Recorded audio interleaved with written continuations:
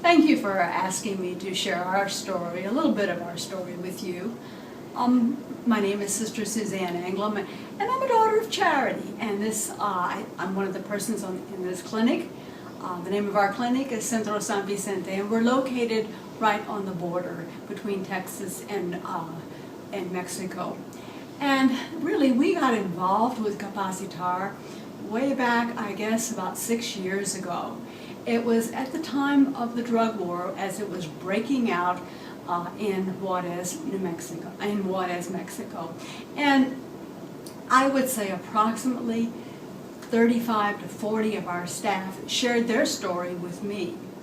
And their story was they had immediate family members, father, mother, son, spouse, unfortunately, sister, brother, those immediate people in their family, most of whom were killed, and others were kidnapped and or tortured. And their pain was palpable. And I didn't know what to do with their pain. So I began looking around and searching how best to respond to the situation that they had shared with me.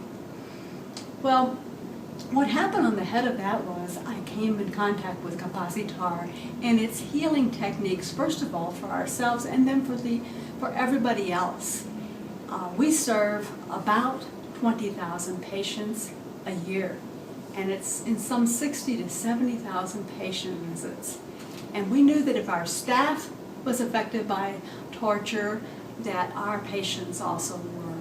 And so we decided to go into Capacitar, and we talked about it as a leadership team, and we chose people we thought were in key positions.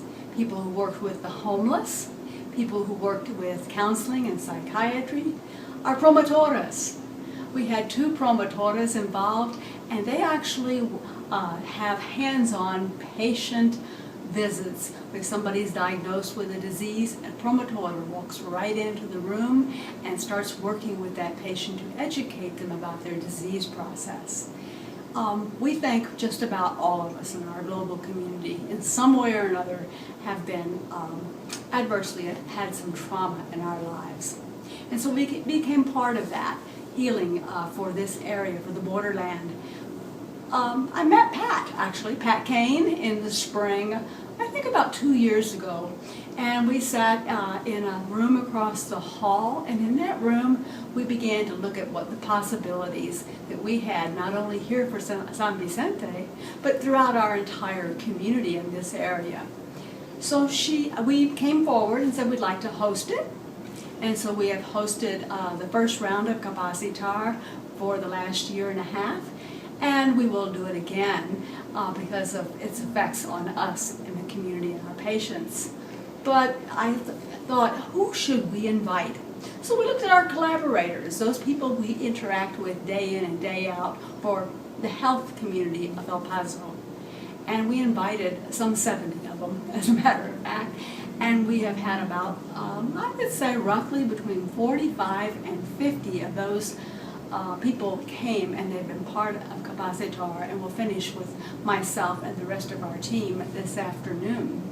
Well, finish whatever that means. We'll finish the formal training of it. One is never finished with one's life until one's life is over on this side.